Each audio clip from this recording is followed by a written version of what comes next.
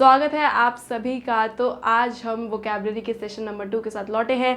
Last वाले session में मैंने आपको प्रीवियस ईयर के जो रिपीटेड वोकैबुलरी में फोबियाज होते हैं, लिस्ट ऑफ फोबियाज से जो रिलेटेड वर्ड्स आते हैं आपके एग्जाम्स में, जैसे एसएससी, सीजीएल, सीएचएसएल, आपका सीडीएस का एग्ज़ाम हो गया, एमटीएस का हो गया, तो उन सभी के रिपीटेड मैं लिस्ट ऑफ फोबियाज आज दोबारा से करवाने वाली हूँ। तो चलिए सबसे पहले देखते हैं कि फोबिया का मतलब क्या होता है। तो फोबिया हमें पता है कि कोई इरैशनल फियर होता है आपका, बहुत ही स्ट्रेंज फियर किसी चीज़ को लेकर, वो ही हो जाता है आपका फोबिया। तो फर्स्ट हमारा है एंग्लोफोबिया। इसका मतलब होता है fear of English men and things, English things.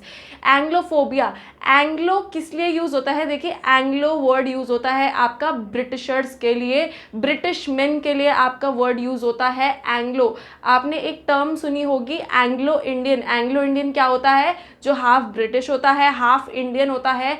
तो एंग्लो वो ही है कि जिनको एंग्लो से मतलब ब्रिटिश मेन से डर लगे, इंग्लिश मेन से जिनको डर हो, या फिर इंग्लिश चीज़ों से कि ब्रिटिश चीज़ों से किसी कोई डर है, तो वो होता है एंग्लोफोबिया। एंग्लो से याद कर लिया, ब्रिटिश मेन या इंग्लिश मेन। सेकेंड वर्ड है आपका बाथोफोबिया। बाथोफोबिया होता है आपका फियर ऑफ डेप्थ, मतलब गहराई से डरना। बाथोफोबिया को कैसे याद करोगे? देखो, मान लो आप स्विमिंग पूल के अंदर उतरे, नहाने उतरे, मान लेते हैं।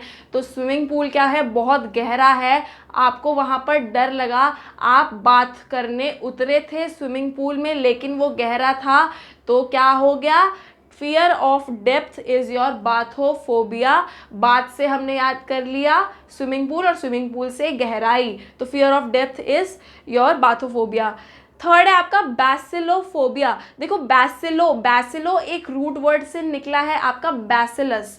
बैसिलस, आपने एक माइक्रो ऑर्गेनिज्म का नाम सुना होगा, लैक्टोबैसिलस। तो दही बनाने में आपका जो बैक्टीरिया यूज होता है ना, वो होता है आपका लैक्टोबैसिलस, उसके एंड में बैसिलस आता है। तो कोई बैक्टीरिया से जिनको कोई फोबिया होता है, माइक्रो ऑर्गेनिज्म से, माइक्रोब से जिन्हें कोई फोबिया होता है, तो वो होता है आपका बैसिलोफोबिया। इसको हम क्या कहते हैं? माइक्रोफोबिया भी हम इसे कहते हैं। ओके, नेक्स्ट है आपका क्रोनोफोबिया। क्रोनो आप लोगों को पता होगा, जिन्होंने मेरा वीडियो देखा होगा क्रोनो रूट वर्ड का, तो क्रोनो का मतलब होता है टाइम। क्रोनो रूट वर्ड का मतलब ही क्या है? टाइम या फिर समय। जैसे समय से फोबिया हो, जो समय से डरता हो, उसे होता है क्रोनोफोबिया। क्रोनो से कई सारे वर्ड बनते हैं आपके, जैसे एक होता है क्रोनोमीटर। क्रोनोमीटर क्या होता है? जो टाइम को मेजर करे, वो होता है आपका, वही वाला यंत्र होता है आपका क्रोनोमीटर। फिर होता है आपका क्रोनोलॉजी, एक टर्म है जो अमित शाह जी ने यूज़ करी थी अपने लेक्चर में, जब उन्होंने एक अपना भाषण दिया, तो उन्होंने बोला था कि आप इवेंट्स की क्रोनोलॉजी को समझिए, उन्होंने ऐसे कुछ बोला था।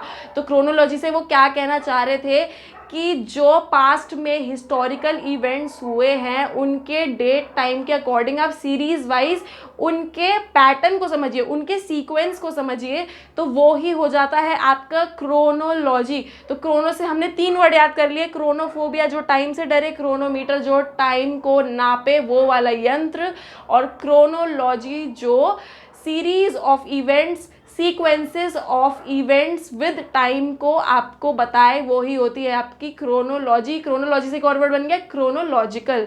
ओके, नेक्स्ट है आपका क्रेमैटोफोबिया। ओके, क्रेमैटो एक और रूट वर्ड है, इसका मतलब होता है आपका मनी, मतलब पैसा।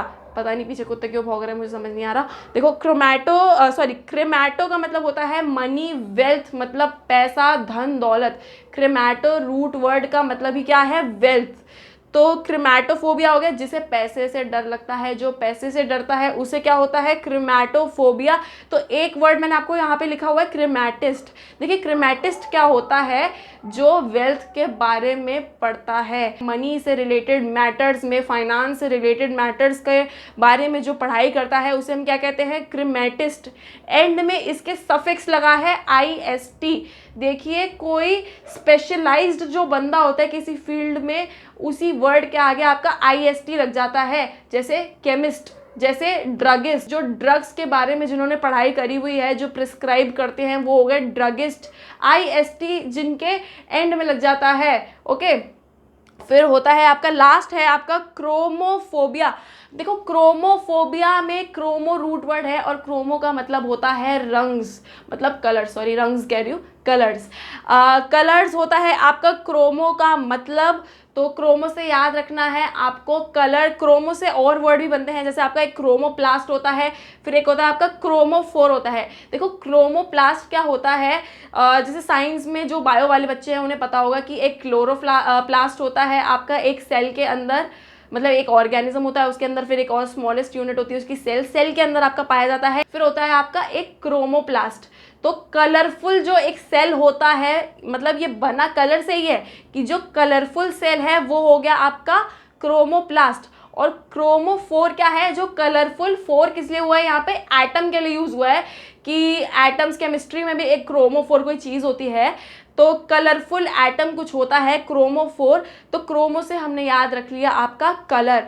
तो दोस्तों आज हमने रूट वर्ड से फोबियाज भी पढ़े हैं और साथ ही साथ नए वर्ड्स को भी जाना है। ये मैंने आपको वो ही वर्ड्स बताए हैं जो प्रीवियस ईयर में रिपीट हुए हैं, मैंने आपको फालतू के कोई वर्ड्स नहीं कराए हैं। देखिए वोकैबुलरी में आपके लिस्ट ऑफ फोबियाज आते हैं एग्जाम में, लिस्ट ऑफ मेनियाज आते हैं, सिनोनिम एंटोनिम्स आते हैं, फ्रेजल वर्ब्स आते हैं, ईडियम्स आते हैं। तो धीरे धीरे करके हम उन्हें आगे कवर करते रहेंगे।